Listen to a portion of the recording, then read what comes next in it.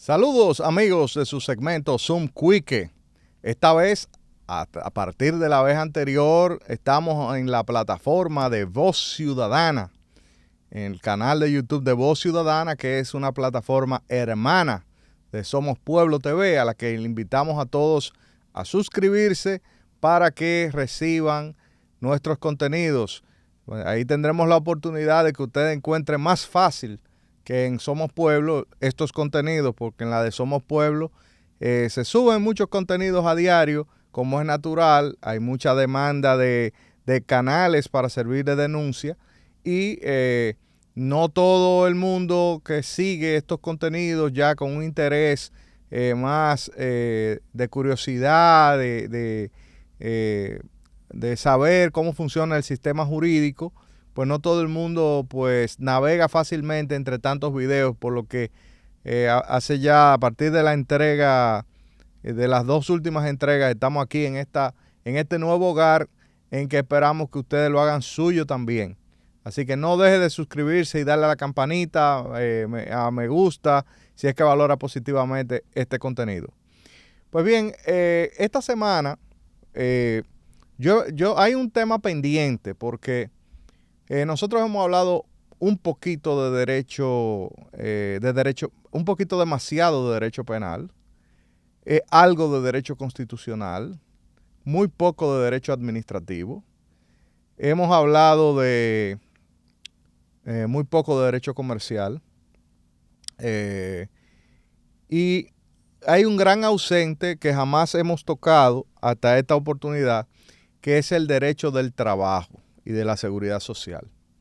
Yo no soy un especialista, no soy un experto en derecho del trabajo, pero sí hay mucha gente que ignora las nociones esenciales que yo sí tengo por mi entrenamiento y por haber participado en casos importantes en materia de derecho del trabajo, al lado de grandes juristas que me han concedido ese honor. Por ejemplo, hay uno que es una invitación pendiente a este programa, mi gran amigo y hermano Francisco Cabrera Mata, oriundo de Puerto Plata, y quien ejerce principalmente en Santiago y en Santo Domingo, quien ha recibido no menos de 5 invitaciones para hablar de los muchos temas que él podría compartir con esta audiencia, entre ellos los temas constitucionales, los temas electorales y el derecho del trabajo. Para mí, uno de los abogados más completos,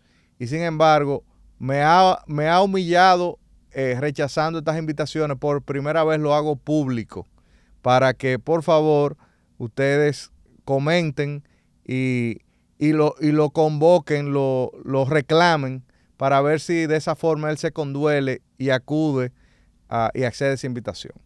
Pues bien, el derecho del trabajo es un derecho sumamente importante y no le hemos dado, entre los temas que hemos tratado, esa relevancia, porque no siempre hemos tenido disponible un experto del calibre que yo quisiera. De lo que le llego, no han estado disponibles para mí, pero yo me voy a atrever a hablar en términos generales, de lo que sí es mi entrenamiento en la formación universitaria, de la mano del gran jurista, de mi profesor Domingo Gil, que lamentablemente yo no seguí, no me orienté a ejercer el derecho del trabajo de manera permanente, como he abrazado otras materias que sí practico a diario.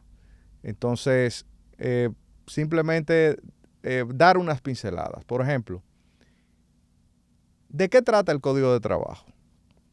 Bueno, el Código de Trabajo gira alrededor de un eje central, que es la relación laboral, que es una relación que por la función social del trabajo no es una relación abandonada al consensualismo entre las partes, sino que el Estado interviene, es un derecho tripartito, donde el Estado interviene tratando de corregir los desequilibrios naturales que se dan entre el empresario capitalista y el trabajador que presta un servicio bajo la dirección de un empleador, un trabajo subordinado. Entonces, el Estado interviene a través de la Constitución y del Código de Trabajo y de leyes complementarias con el propósito de nivelar eso. Es decir, se establece lo que se llama un orden público laboral, que es un piso sobre el cual se puede edificar, se puede mejorar lo que establecen esas condiciones mínimas, pero bajo el cual no se puede cavar para socavar esas condiciones mínimas. Por ejemplo, usted tiene dentro de esos límites en el contrato de trabajo, usted tiene que hay un salario mínimo. Hay diferentes salarios mínimos dependiendo de los sectores y dependiendo del capital o las existencias de la empresa. Entonces, usted tiene un horario de trabajo, usted tiene una jornada de trabajo con normal y una jornada de horas extras permitidas, un régimen para las horas extras y las horas nocturnas, usted tiene unas vacaciones, unos descansos dentro de la jornada de trabajo para lo propio, para cumplir con las funciones vitales tan importantes como alimentarse. Y así, usted tiene un régimen de protección de la maternidad en el trabajo. Usted tiene un derecho, tanto de los trabajadores como de los empleadores, a agruparse en sindicatos. En fin, usted tiene toda una serie de prestaciones que tomar en cuenta. En el derecho del trabajo se dan dos situaciones muy conflictivas, porque por la función social del trabajo, en casos de terminación del contrato de trabajo, podría ser que sea necesario pagar una compensación de una parte a la otra como consecuencia de la terminación del contrato de trabajo.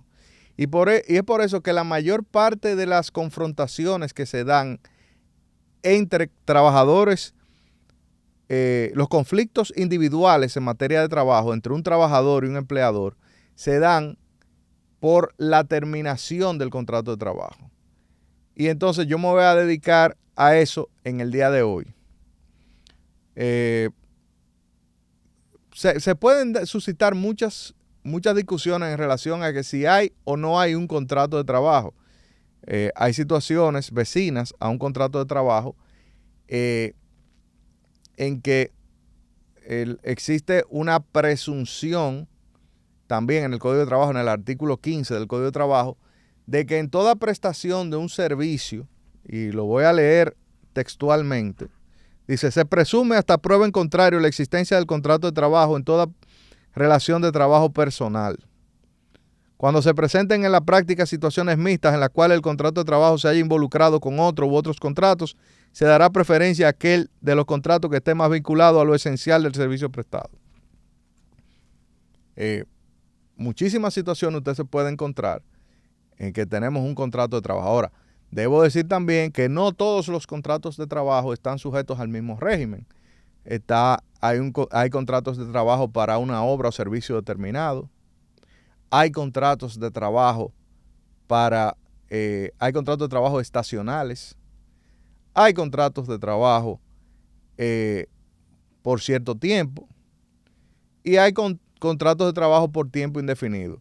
Los contratos de trabajo por tiempo indefinido la ley presume que el contrato de trabajo normalmente es por tiempo indefinido y somete a condiciones que faciliten el control de que no se usen artilugios ni fraudes para escapar al régimen protector del trabajador del contrato de trabajo por tiempo indefinido, y por eso se requiere cumplir con ciertos mecanismos que faciliten el control por parte de las autoridades administrativas de trabajo para acceder a un contrato de trabajo distinto a aquel que es por tiempo indefinido. Normalmente, por ejemplo, cuando es por tiempo definido, se requiere el contrato por escrito, su depósito en el Ministerio de Trabajo, en el Departamento Local de Trabajo, para documentar eso. Pues bien, mucha gente, muchos empresarios se viven quejando de que los casos laborales le generan muchas dificultades. Y dentro de esas dificultades son propias del régimen de probatorio, porque hay una serie hay presunciones legales, no solamente de la existencia del contrato de trabajo cuando hay una prestación de servicios, sino también que hay una carga muy fuerte sobre la empresa para llevar una serie de registros y depositarlos en plazos ante las autoridades de trabajo, así como documentar las terminaciones de los contratos de trabajo y sus causas, lo cual genera presunciones en contra del empleador si no se cumplen con esos registros. Hay presunciones de prueba que invierten un poquito y complican la carga de la prueba a favor de la empresa y la facilitan en beneficio del trabajador. O sea, esa es parte de la acción protectora del Estado respecto del trabajador, que es el más débil. Entonces, los contratos de trabajo pueden terminar básicamente, y haciendo un análisis muy superficial, por varias causas.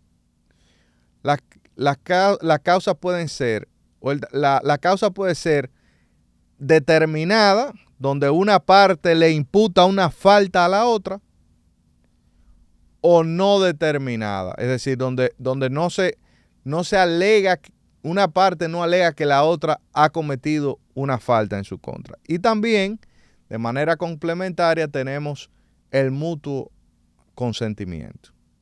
Entonces, dentro de esas causas de terminación que están determinadas, están las más famosas. La más famosa es el despido, que es cuando el empleador, la empresa, decide ponerle fin al contrato de trabajo, imputándole al trabajador la comisión de una falta en la prestación del servicio.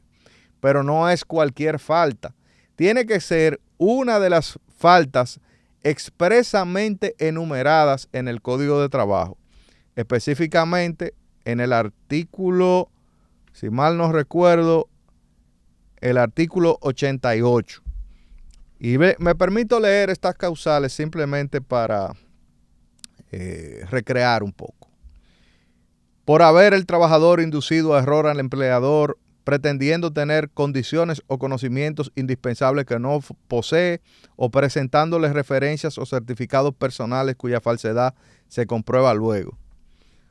Se requiere un electricista y el trabajador lleva un certificado de Infotep que hizo todos los cursos de electricidad y lo contrata. Sin embargo, luego se descubre que ese certificado es falso y que él no tiene esa acreditación o que no tiene idea de nada. Esa es una causal de despido. Ahora, hay que ver, a partir de que se descubre la situación, el empleador dispone de 15 días para ejercer el derecho al despido, y una vez que lo ejerce, tiene que comunicarlo dentro de las 48 horas a las autoridades administrativas de trabajo, es decir, al Ministerio de Trabajo, y debe documentarlo mediante una carta con acuse de recibo. De manera que no es algo que simplemente se lo inventó, y hay una presunción de que el despido es injustificado si no cumple con ese formalismo de hacerlo de esa forma. Otra causal, el artículo 88, por ejecutar el trabajo de forma que demuestre su incapacidad o ineficiencia. Esta causa deja de tener efecto a partir de los 3 meses de prestar servicio al trabajador. Por incurrir el trabajador durante sus labores en falta de probidad o de honradez, en actos o intentos de violencia, injuria, malo tratamiento contra el empleador o los parientes de éste bajo su dependencia. Me explico. Falta de probidad o honradez no es solamente la sustracción de los bienes, sino la falta aprovecharse injustamente de los bienes de la empresa, los actos de violencia o las injurias, la mala palabra, los insultos o malos tratos, no solamente contra el empleador, sino también contra sus familiares. Cuarto, por cometer el trabajador contra alguno de sus compañeros cualquiera de los actos enumerados en el apartado anterior, si ello altera el orden del lugar en que se trabaja. Es sabido que en algunas empresas que tienen un personal sumamente amplio contratado, se dan situaciones de discusión, de chanza y hasta de injurias, pero si eso no altera el orden normal, eso no es una causal. Por cometer el trabajador fuera de servicio contra el empleador o los parientes que dependen de él o contra los jefes de la empresa, alguno de los actos que se refiere el ordinal tercero del presente artículo. O sea, aún fuera de la empresa, el trabajador le debe respeto a su superior en la organización para la cual labora. Por ocasionar el trabajador intencionalmente perjuicios materiales durante el desempeño de las labores o con motivo de estas, en los edificios, obras, maquinaria, herramientas, materia prima, productos y demás objetos relacionados con el trabajo. O sea, el trabajador debe de, no solamente tiene un deber de cuidar el lugar donde trabaja, las herramientas, los materiales, sino que tiene vedado generar daños intencionalmente sobre esos bienes. Séptimo, por ocasionar el trabajador los perjuicios graves mencionados en el ordinal anterior, sin intención, pero con negligencia o imprudencia de tal naturaleza que sean la causa del perjuicio. O sea, él no ha querido voluntariamente generar el daño, pero ha sido imprudente. Es decir, trabajando en el departamento de cristalería de una tienda, pues se pone a brincar con una pelota. Os recuerdo como hoy un caso que se dio en el interior, en una localidad donde hay un aeropuerto internacional, que un trabajador de una empresa que prestaba servicio de limpieza de los aviones en tierra, le llamó la atención el mecanismo que acciona el tobogán de emergencia de un avión y lo accionó para ver si era verdad que funcionaba. Y obviamente que la línea aérea les reclamó a la empresa de la limpieza que cubriera ese pequeño costo, porque créanme que eso no es barato. Por cometer el trabajador, por cometer el trabajador los actos deshonestos en el taller, establecimiento, lugar de trabajo. Actos deshonestos, eso puede tener múltiples esto ya no tiene que ver con la probidad, sino con la honestidad, tiene que ver con, tiene un sentido, si se quiere, del pudor, de la sexualidad. Un acto deshonesto tiene que ver, puede tener esa connotación. Por revelar el trabajador secreto de fabricación o dar a conocer asuntos del carácter reservado en perjuicio de la empresa. Es recomendable que si la empresa posee secretos comerciales, haga suscribir a su personal un documento reconociendo que ha accedido a información confidencial y su compromiso tendente a resguardar y a mantener la confidencialidad de esa información. Décimo, por comprometer el trabajador por imprudencia o descuido inexcusable la seguridad del taller, oficina u otro centro de la empresa o de personas que allí se encuentren. Undécimo, por inasistencia del trabajador a sus labores durante 2 días consecutivos o 2 días en un mismo mes sin permiso del empleador o de quien lo represente o sin notificar la causa justa que tuvo para ello en el plazo prescrito en el artículo 58. O sea, el que está bajo un contrato de trabajo está comprometiéndose a prestar su tiempo en beneficio de la empresa para la cual labora y por lo tanto fuera de las causales de excusa válida para inasistir a su puesto de trabajo, su inasistencia trastorna la programación y la marcha regular de la empresa. Por lo tanto, eso da lugar a que ese incumplimiento sea el detonante del derecho del empleador a ponerle fin, alegando justa causa, a ese contrato de trabajo. Por salir el trabajador durante las horas del trabajo sin permiso del empleador o de quien represente, sin haberse manifestado a dicho empleador o a su representante con anterioridad la causa justificada. Él se va y no dice nada. Por desobedecer el trabajador o sus representantes siempre que se trata del servicio contratado. Por negarse el trabajador a adoptar la medida preventiva o seguir los procedimientos indicados en la ley y las autoridades competentes de los empleadores para evitar accidentes o enfermedades. Por violar el trabajador cualquiera de las prohibiciones previstas en los ordinales 1º, 2º, 5º y 6º del artículo 45. Por violar el trabajador cualquiera de las prohibiciones previstas en los ordinales 3º y 4º del artículo 45, después de que el Departamento de Trabajo o la autoridad local que ejerza sus funciones lo haya amonestado por la misma falta a requerimiento del empleador. Por haber sido condenado el trabajador a pena privativa de libertad por sentencia irrevocable, así como es causa de, fíjense que cuando el trabajador ha sido condenado a pena privativa de libertad, evidentemente, si va a tener que cumplir una condena en prisión, él no va a poder prestar el servicio. Por lo tanto, es una causa de terminación justificada. Y 19º, por falta de dedicación a las labores para las cuales ha sido contratada o por cualquier otra falta grave a las obligaciones que el contrato ponga al trabajador. Cuando el contrato de trabajo termina por el despido ejercido por el empleador pretende que no tiene que pagar las prestaciones laborales. Ustedes saben cuáles son las prestaciones laborales, ¿verdad? Tenemos el derecho al aviso previo y tenemos el auxilio de cesantía, que varía, son 21 años por cada año hasta los 5 años, 23 días por cada año a partir del 5º año. Y así, un auxilio de cesantía, usted calcula un día de salario, usted divide el salario mensual entre 23.83 y ahí sale el salario diario, multiplica eso por la tasa, por la cantidad de días que establece el Código de Trabajo para establecer el cálculo de la cesantía. O sea, si esas son las prestaciones laborales.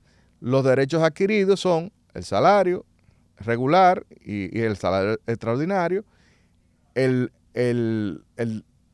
la compensación por vacaciones, que usted sabe que usted tiene 14 días laborables por cada año hasta el 5º año. A partir de ese 5º año usted tiene derecho a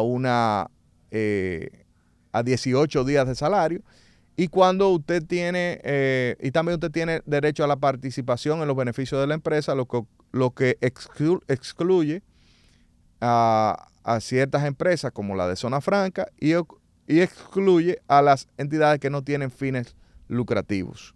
Entonces, esos son los derechos adquiridos. Los derechos adquiridos no se pierden como consecuencia de que surja el derecho a la terminación por despido, sino que lo que se pierden son las prestaciones laborales, que crecen con la antigüedad. Mientras más dura el contrato de trabajo, más grandes son las prestaciones laborales. Entonces, usted tiene que tomar eso en consideración. Entonces, volviendo al tema que nos ocupa, también puede darse que el trabajador sea que diga, me voy y a mí hay que pagarme mis prestaciones laborales y derechos adquiridos. Entonces, que sea él que ejerza el derecho a la terminación, que es lo que se llama la dimisión. Y la ley tiene un catálogo en el artículo 97 del Código de Trabajo, tiene un catálogo de las causales de dimisión, a la cual la jurisprudencia de la Suprema Corte de Justicia ha añadido una. Y dice, el trabajador puede dar por terminado el contrato de trabajo presentando su dimisión por cualquiera de las causas siguientes. Y voy a resumir. Primero, por haberlo inducido a error el empleador al celebrarse el contrato de trabajo respecto a las condiciones de este. Segundo, por no pagarle al empleador el salario completo que le corresponde en la forma y lugar convenidos o determinados por la ley, salvo las reducciones autorizadas por esta. Y añado que en el artículo 211 del Código de Trabajo está un delito que es el delito del no pago del salario. Tercero, por negarse el empleador a pagar el salario o reanudar el trabajo en caso de suspensión ilegal de los efectos del contrato de trabajo. O sea, si hay una suspensión ilegal de los efectos del contrato de trabajo, la empresa tiene que pagar el salario. Y entonces tiene que necesariamente que, si se niega a hacer ese pago, entonces eso es causal de dimisión. Por incurrir el trabajador, sus parientes o dependientes que obren en el con el consentimiento expreso o tácito de él dentro del servicio, en falta de probidad, honradez o acto de intento de violencia, injuria, malo tratamiento contra el trabajador o contra su cónyuge, padres, hijos o hermanos. Quinto, por incurrir en la misma persona en los actos que se refiere al apartado anterior, fuera del servicio, si son de tal gravedad que hagan imposible el cumplimiento del contrato. Sexto, por haber el empleador por sí mismo o por medio de otra persona ocultado, inutilizado, deteriorado intencionalmente las herramientas útiles de trabajo del trabajador. Séptimo, por reducir ilegalmente el empleador el salario del trabajador. Usted sabe que hay deducciones admitidas al salario, no cualquier deducción se puede. Por exigir el empleador al trabajador que realice un trabajo distinto de aquel que está obligado por el contrato, salvo que se trate de un cambio temporal a un puesto inferior en caso de emergencia con disfrute del mismo salario correspondiente a su trabajo ordinario. Y ahí entra la discusión de que si el empleador puede o no modificar esa parte del contrato de trabajo, lo que se llama el jus variandi.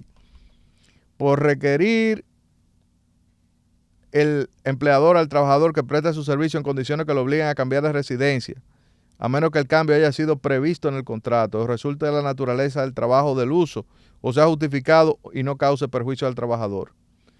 Por estar el trabajador, un miembro de su familia o su representante en la dirección de las labores atacado de alguna enfermedad contagiosa, siempre que el trabajador deba permanecer en contacto inmediato con las personas de que se trata, o por consentir el empleador o su representante que un trabajador afectado de enfermedad contagiosa permanezca en el trabajo con perjuicio para el trabajador dimisionario.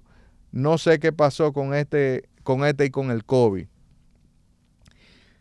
Onceavo, por existir peligro grave para la seguridad o salud del trabajador, porque no se cumplan las medidas preventivas y de seguridad que las leyes establecen. Y decimosegundo, por comprometer al trabajador con su imprudencia y descuido inexcusable la seguridad del taller, oficina o centro de trabajo. 13, por violar el empleador cualquiera de las disposiciones contenidas en el artículo 47. Y 14, por incumplimiento de una obligación sustancial a cargo del empleador. En caso de que la dimisión fuese justificada, entonces el empleador tiene que pagarle al trabajador las prestaciones laborales y los derechos adquiridos. Importante que mientras se discute en un tribunal una demanda laboral y hay prescripciones cortas para ello, las acciones laborales prescriben a los, normalmente hay cosas que prescriben, hay reclamos que prescriben al mes, reclamos que prescriben a los 2 meses, que es la mayoría, y otros que a los 3 meses. Por lo tanto, tengan en su cabeza que la mayor parte de los reclamos en materia laboral tienen que ser presentados dentro de los 2 meses de la ruptura del contrato de trabajo. Entonces, importante saber que mientras el trabajador ha sido despedido y discute la legalidad de ese despido, el carácter justificado o no de ese despido, o se discute la justificación de su dimisión en los tribunales de trabajo, entonces él tiene derecho a una indemnización procesal que tiene un límite temporal de 6 meses. O sea, si él gana su caso, además de las prestaciones laborales y derechos adquiridos, debe de ser pagado una indemnización procesal de 6 meses, de hasta 6 meses de salario, o menos si el pleito laboral dura menos, rara vez. No recuerdo uno que haya durado menos de 6 meses. Y entonces ese es el tope que tienen en esos 2 casos, de desahucio o de despido. Entonces,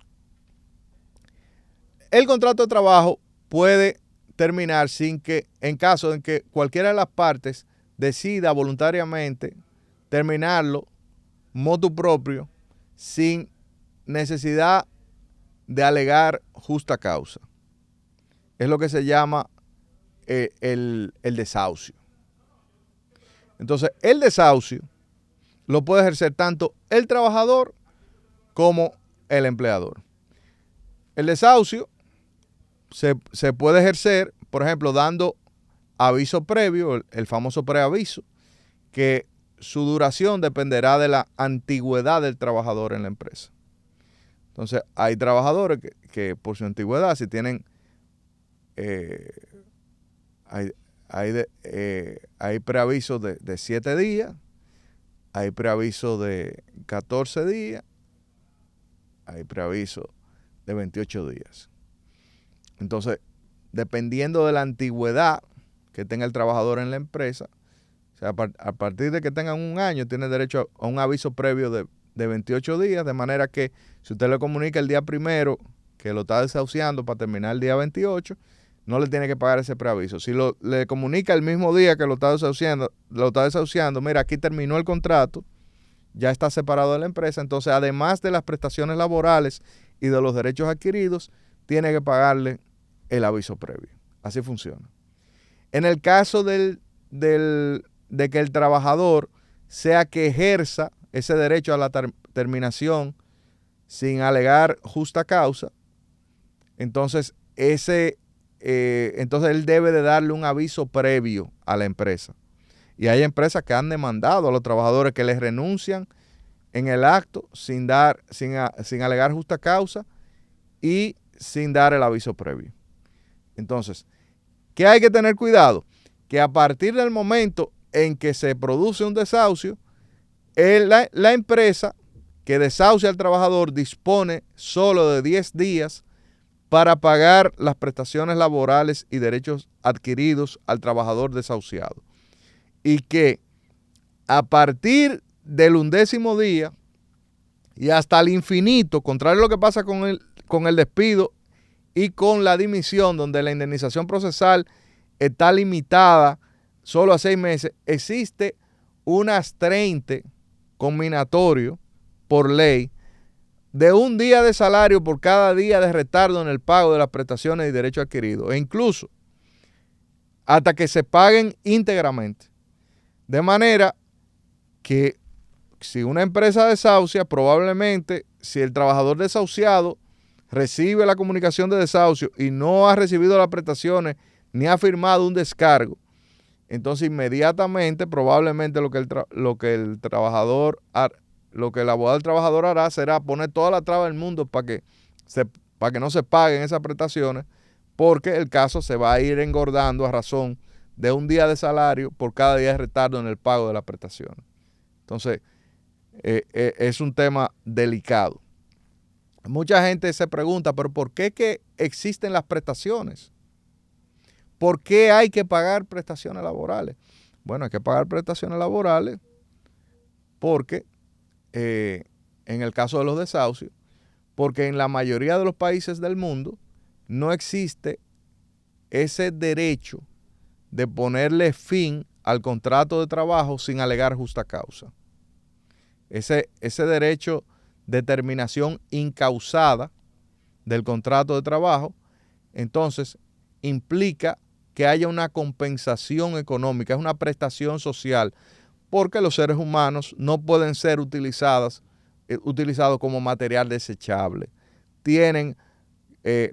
Hay una función protectora de ellos, y por la función social del trabajo, por el carácter alimentario del salario, se supone que la empresa no puede simplemente apostar a un capitalismo puro y duro y prescindir de las personas que tienen en el trabajo su medio de sustento. Entonces, eso en relación a la terminación. Y la otra posibilidad de terminación es por mutuo acuerdo. Esas terminaciones de mutuo acuerdo no son algo abandonado a la voluntad de las partes, sino que esos mutuos acuerdos o se documentan ante la autoridad administrativa de trabajo, o sea, el Ministerio de Trabajo, o se documentan ante notario. Importante decir que no todas las formas de terminación del contrato de trabajo están disponibles en todo momento o para todas las partes, porque eso es parte del régimen protector.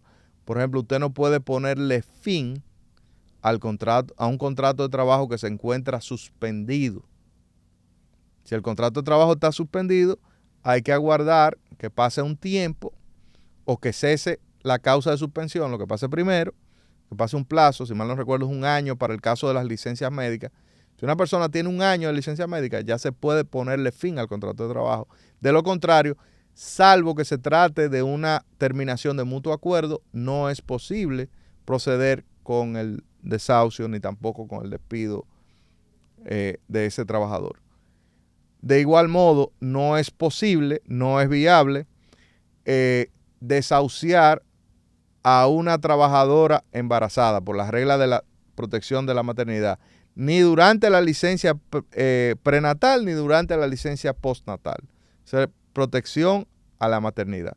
Y para poderla despedir, si mal no recuerdo, es necesario documentar la falta ante las autoridades administrativas de trabajo y procurar esa autorización previa para proceder al despido, lo que no implica que el despido sea válido, tenga causa justificada por eso, sino que desplaza la discusión del fondo del carácter justificado o no del despido hacia las autoridades, hacia los tribunales que se han apoderado de un conflicto en específico.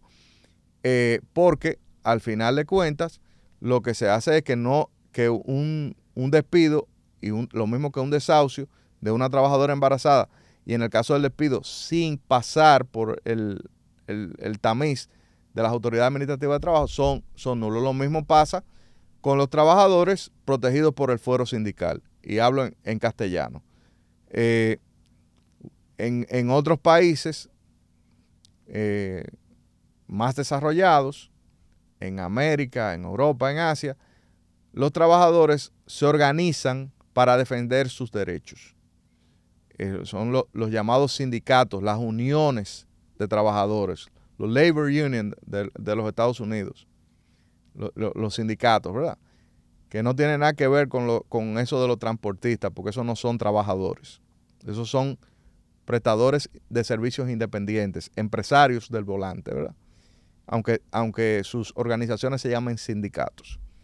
Entonces, cuando se está gestando la formación de un sindicato de la empresa o un sindicato que agrupe a muchas empresas por rama o actividad, el comité gestor notificado goza de una protección especial que se llama el fuero sindical, que implica que esos trabajadores no pueden ser desahuciados, o sea, no se le puede poner fin de manera incausada a su contrato de trabajo, y que para despedirlos hay que acudir de manera previa a pedir una autorización de la Corte de Apelación de Trabajo antes de proceder con ese despido. Que ellos vean que ciertamente existen prima facie elementos para juzgar que ahí hay condiciones para proceder a un despido y que no sería por la actividad sindical de esa persona. Lo mismo, una vez formado el sindicato, hay una cantidad de trabajadores que van a quedar protegidos por el fuero, excluyendo otros. Entonces, el fuero sindical no es para todos los miembros del sindicato, pero lo importante es que desde que hay un sindicato, usted sepa que no va a poder desahuciar a los trabajadores que estén protegidos por el fuero, desde que hay el comité gestor de un sindicato, y que no va a poder despedir sin autorización previa de la Corte de Trabajo a esos trabajadores protegidos por el fuero. Todos los demás, aunque sean parte del sindicato, podrán ser despedidos, obviamente sujeto a ese despido al control ex post por parte de los tribunales de trabajo. Entonces, repito, no soy un especialista en derecho del trabajo, no pretendo estar hablando para entendidos en el derecho del trabajo. Hablo tanto para los miles de trabajadores dominicanos, que hay muchas voces mucho más autorizadas que yo, pero yo trato de hablar de manera llana, que me comprendan. Yo no hago esta intervención ni buscando un cliente en esa materia, porque yo no tomo casos laborales. He trabajado casos laborales, pero siempre porque me piden un especialista en el derecho de trabajo que le acompañe en un caso de esa naturaleza. Pero nunca ha sido, sino de hace más de 25 años yo no intervengo motu proprio en esa materia, por lo que estas ideas que comparto son con fines meramente orientativos.